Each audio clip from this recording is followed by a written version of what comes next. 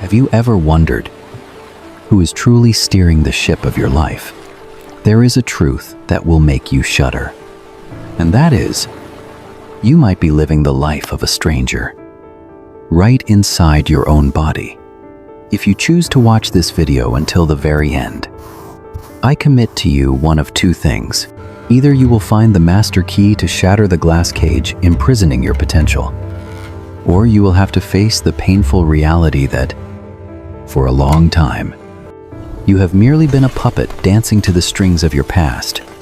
Do not confuse existence with actually living, because that boundary lies in the 90% of what you cannot see.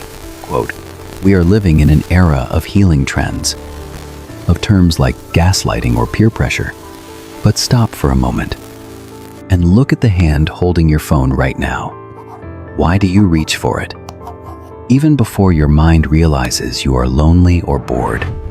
Why do you offer a social smile in gatherings that make your heart wither? Or choose silence when every cell in your body yearns to scream? It feels like your choice.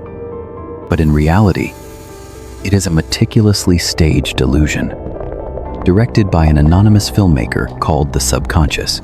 The subconscious is not a vague concept in textbooks, but the perpetual engine driving your life from the shadows. It is the part of you that maintains your breath when you fall asleep, the part that makes you flinch before your logic can explain a danger. It remembers every single detail, from the contemptuous look of a stranger to the scent of a room where you once felt abandoned, like a hidden river flowing fiercely beneath a still sheet of ice. It moves every decision you make, while your conscious self walks calmly above, convinced that it is in control. Look at the numbers speaking from the most modern neuroscientific studies of the year 2024. Scientists have proven that up to 95% of our daily behavior is completely automatic. They are not led by awareness, but by a complex network of memories and habits stored deep within the brain. This means that the majority of the person you proudly call me was actually never consciously chosen by you. You are like a guest in your own house, yet you always mistakenly believe you are the master of every key. Imagine you are walking through a garden where you did not personally plant a single seed. Every vibrant flower, there could be a beautiful memory. But every sharp thorn is a fear from your childhood. You constantly trim the outer leaves, trying to adjust your appearance to please the world. But the roots lie far beneath the reach of reason.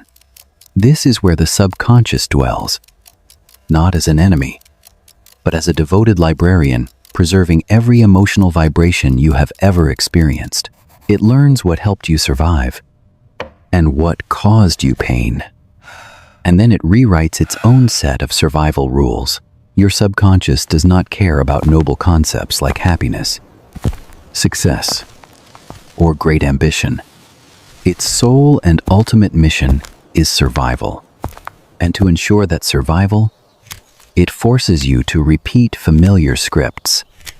Even when those scripts cause immense suffering, you find yourself repeatedly chasing people who mirror the image of someone who abandoned you in the past.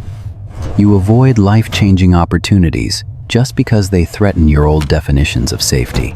The subconscious always whispers that it is better to endure a familiar pain than to risk a happiness you have never known. The tragedy of the mature human lies in the fact that we follow those commands blindly and delude ourselves into thinking we have made a wise choice. But deep beneath the noise of logical thought, the subconscious remains an ancient entity, vast and full of unhealed fragments. It is the ghost that shapes the architecture of every moment in your life. You believe you are steering, but perhaps you are only resting your hand on the wheel while the ship follows a course programmed decades ago. If the majority of your being lives in silence, then who is truly leading your life? To understand this manipulation, we must travel back in time to your earliest years. Long before you learned to think logically, you learned how to feel the world. Before you spoke your first word, the world began writing the first lines of code inside you. It did not write in language, but in tone, in the rhythm of footsteps, and in terrifying silences. A father's lingering gaze, a mother's sigh of disappointment, or a warm smile for a fleeting second. All were absorbed by the subconscious to build the hidden structure of the future self. Visualize a child sitting in a dimly lit room in the year 1998. The child is clutching a toy, seeking a bit of warmth amidst an atmosphere thick with unspoken tension. That child does not understand psychological theories, but it feels the vibration of rejection. It learns that love can vanish without a single word of warning. That lesson does not fade when the room becomes quiet. Instead, it sinks to the bottom of the soul, finding a permanent residence. Years later, that adult will always feel insecure in every relationship, constantly waiting to be abandoned. Psychologists call this the formation of attachment habits. The brain of a child under the age of 7 is like a sponge.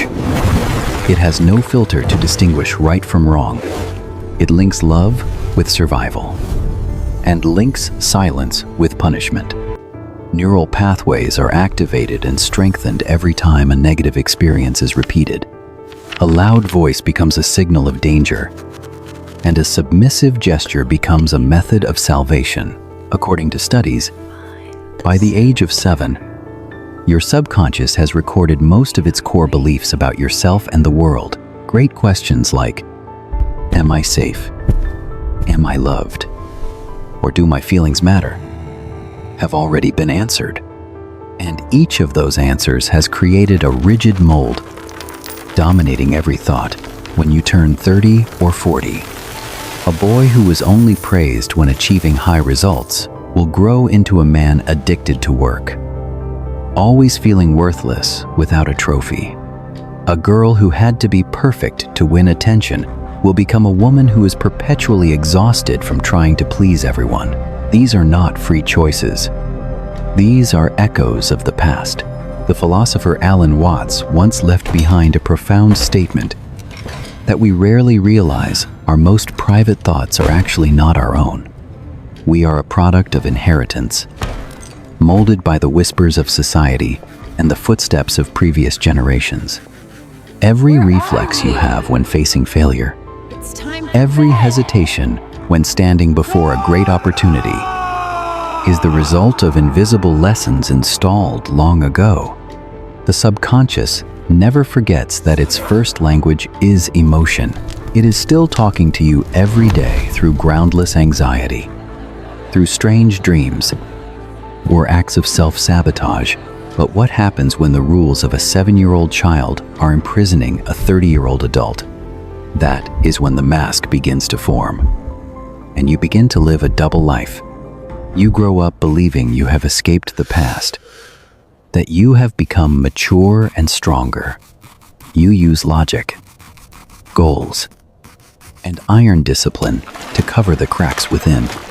But deep under the polished shell of a successful person or a strong individual, the wounded child of yesteryear has never disappeared. It has simply learned to disguise itself more subtly under titles like responsibility or ambition.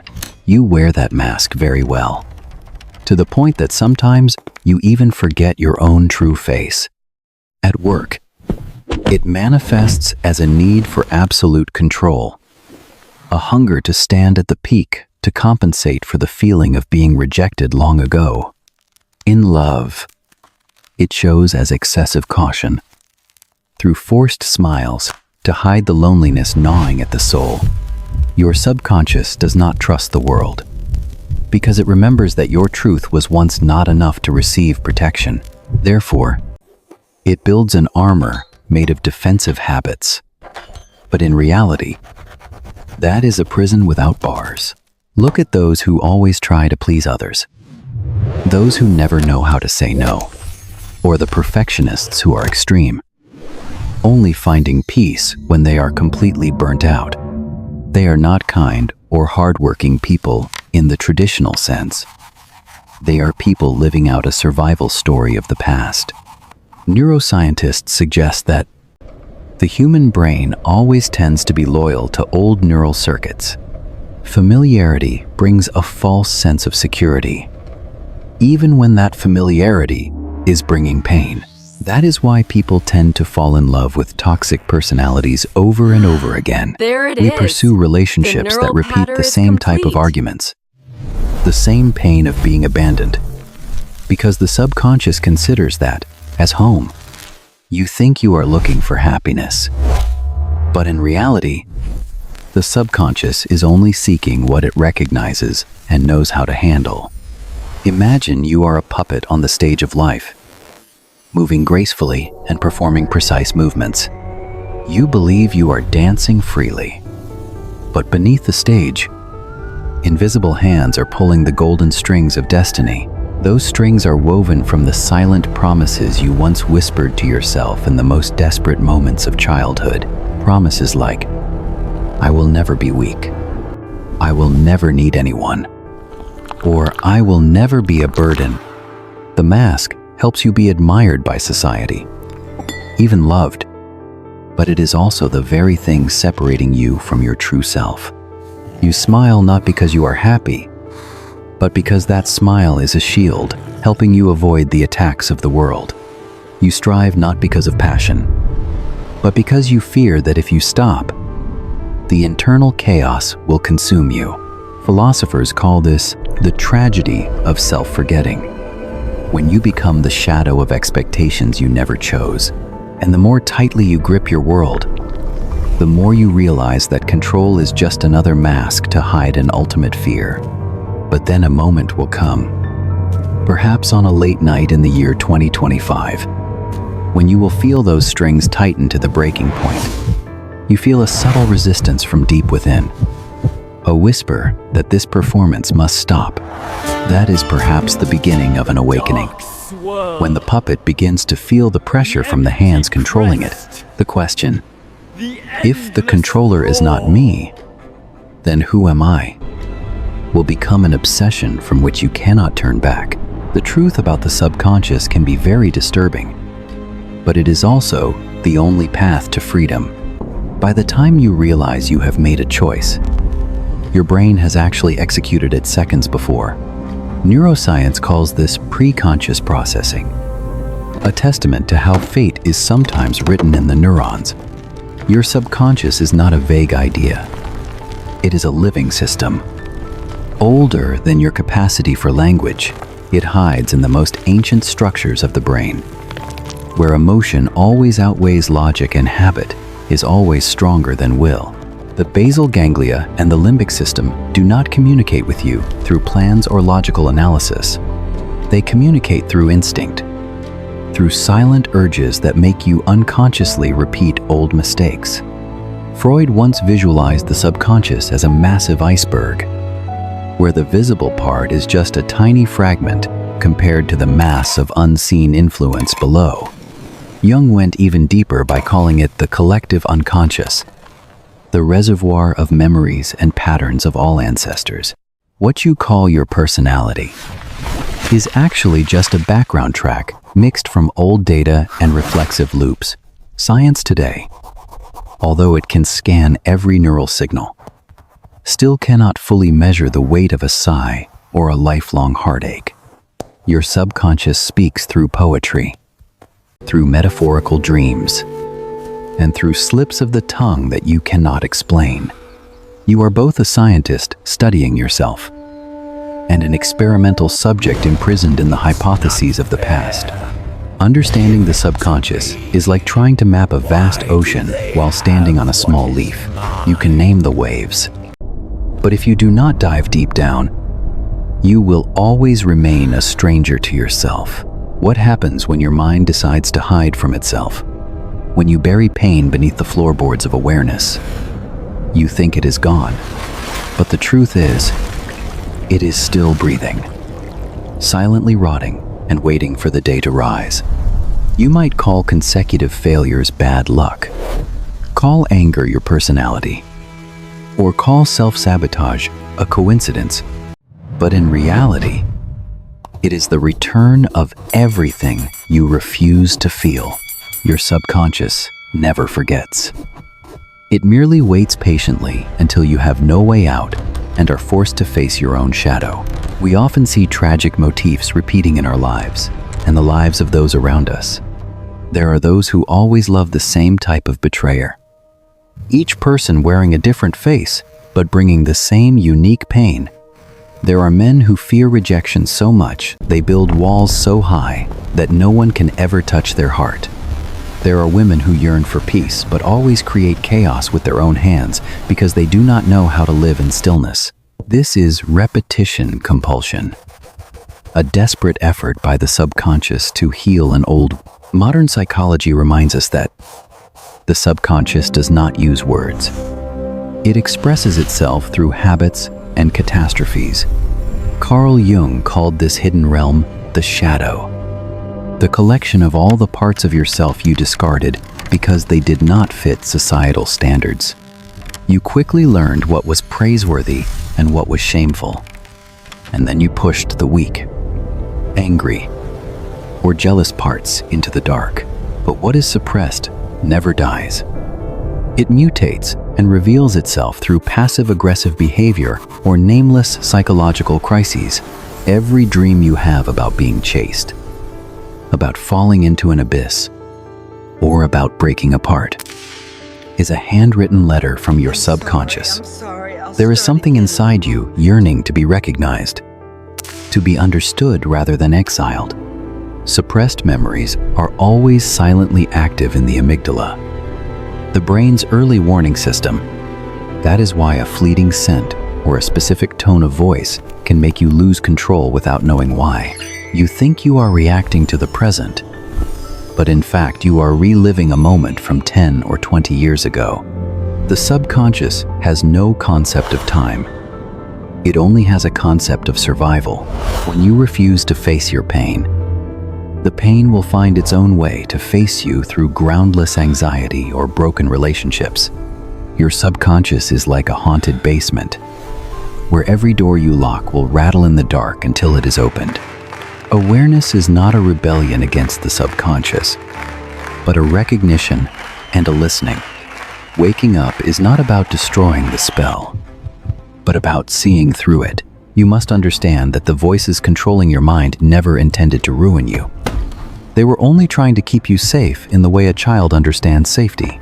But you must remember that safety never means freedom. And only when you look directly at your hypnotized state can you begin to ask the questions that make every control system tremble. The most important question is, if I stop obeying the ghosts of the past, who will I be? There will be times when you see your life as materially sufficient, your job stable, and your relationships good. But deep inside, there is an unfillable void. You go through every day like an actor who has forgotten the original script, and the applause of the world no longer brings any meaning. Beneath the brilliant achievements is a persistent hum of emptiness. That is emotional dissonance, the massive gap between the person you are projecting and the person you are truly feeling inside.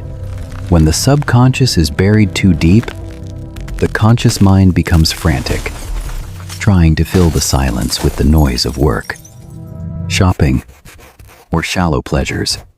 But it all only leads to the fragmentation of the self, making you operate like a machine while your soul has become completely numb.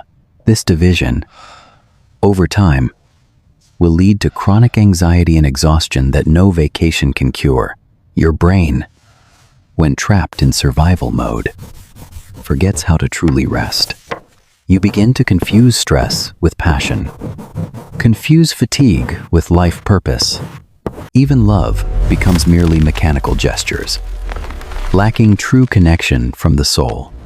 The subconscious will continuously send warning signals through repeated mistakes or physical pains with no clear cause, but we usually choose to ignore them and call it bad luck. Stop and listen, because the truth you avoid is the only medicine that can save you. There is a moment late at night when the lights have dimmed and the world no longer expects anything from you. That is when the illusion shatters. You will feel that dull ache. The truth about having spent a lifetime building a life that others admire, but leaves you feeling lost. We call it maturity. But in reality, it is just adaptation to the point of exhaustion. You have stopped pursuing wholeness to trade for the approval of the crowd. And the price you paid is that you have forgotten what it feels like to belong to yourself. But it is in that bitter awareness that the first crack of awakening will appear. Healing is not repairing something broken, but remembering the parts of yourself that have been hidden for so long. This process begins with the smallest things, like sitting quietly alone in the morning and allowing the most disjointed thoughts to be present without judgment.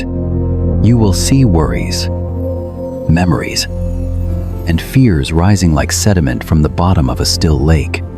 Do not run away. Breathe and observe them. This is true mindfulness. The bravest act a human can perform.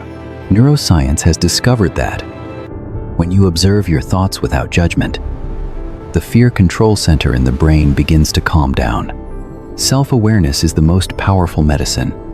When you begin to record your dreams, you will realize they are unread letters from the subconscious, containing directions for the path back home. You will begin conversations with the child within you, the one who once had to hide anger and mistook fear for obedience. Initially, this may seem strange and foolish, but gradually, an ancient truth will reveal itself. Working with the subconscious is a journey of restructuring neural pathways. You do not need fake positive affirmations. You need sincere statements about the possibility of change.